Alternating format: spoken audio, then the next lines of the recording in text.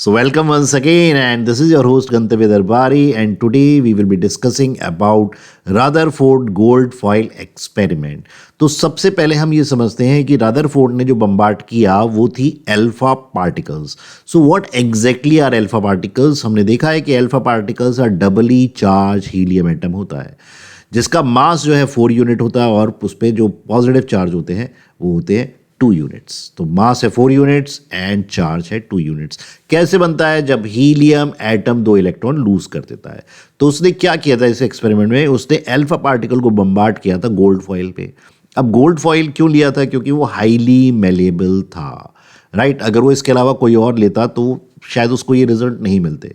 तो उसने कुछ ऑब्जर्व किया, ठीक है. हम ऑब्जर्व देखेंगे और उस बेस पे उसने क्या कंक्लूड किया उसको वो समझने की कोशिश करेंगे. तो हम पढ़ने जा रहे हैं रदरफोर्ड मॉडल, और इससे पहले हमें याद रखना पड़ेगा थॉमसन मॉडल जो था वाटरमेलन मॉडल या प्लम पुडिंग मॉडल से. तो what exactly was Rutherford nuclear model of atom?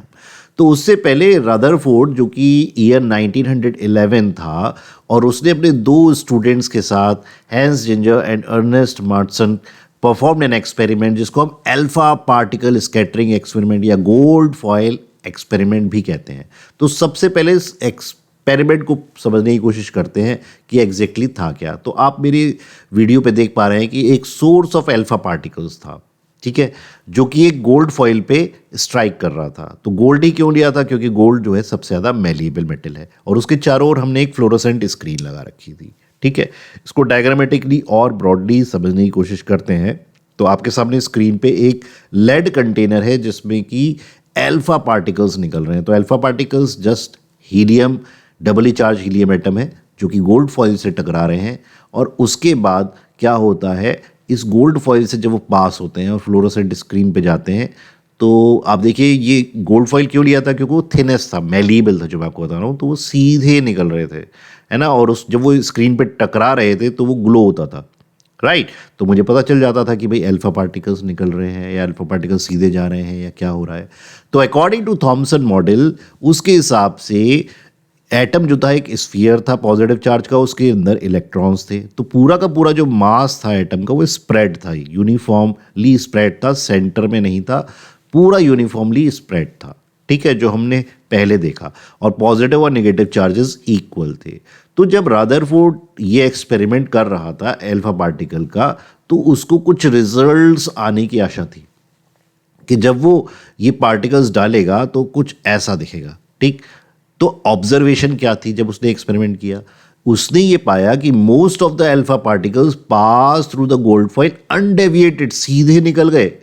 80% particles सीधे निकल गए. ये फर्स्ट ऑब्जर्वेशन है.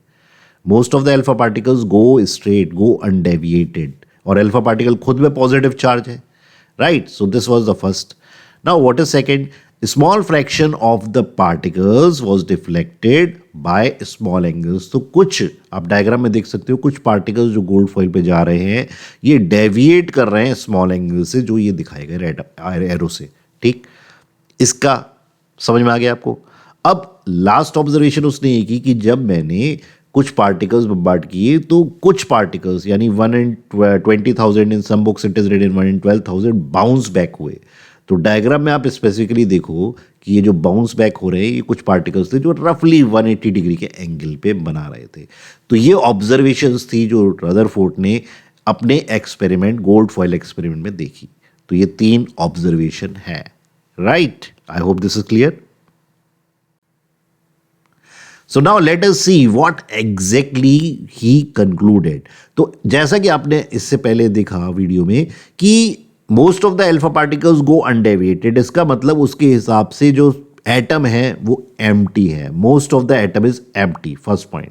सेकेंड, कुछ fractions of alpha particles angle से डिफ्लेक्ट हो रहे थे. इसका मतलब in the centre there is some positive charge, there is some positive charge, and very few 1 in 12,000 bounce back. इससे समझ में आया कि that positive charge is very very very very small as compare to the size of the atom.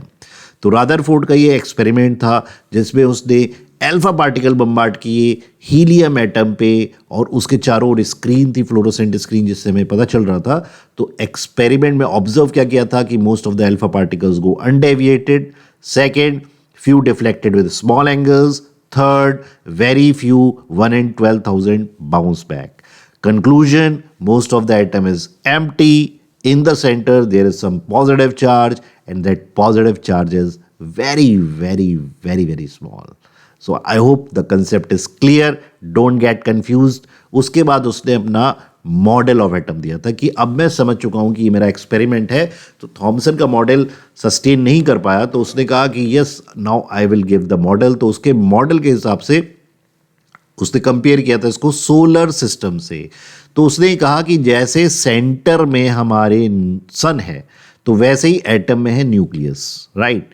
अब उसके चारों ओर, सन के चारों ओर कौन घूम रहा है? Planets, right. तो उसने कहा कि न्यूक्लियस के चारों ओर अराउंड घूम रहे हैं इलेक्ट्रॉन्स और वो जिस पाथ में घूम रहे हैं उसे बोल दिया उसने शेल्स। ये था उसका मॉडल। तो मॉडल एक अलग है और एक्सपेरिमेंट अलग है, तो आप इन दोनों कंफ्यूज मत करना। मॉडल उसने तब दिया जब उसने एक्सपेरिमेंट कंडक्ट कर लिया। तो फ्रेम दो टाइप से क्वेश्चन होगा अगर एग्जाम में आएगा कि व्हाट इज द एक्सपेरिमेंट, यानी alpha particle gold foil scattering experiment, तब आपको पूरा एक्सपेरिमेंट एक्सप्लेन करना है।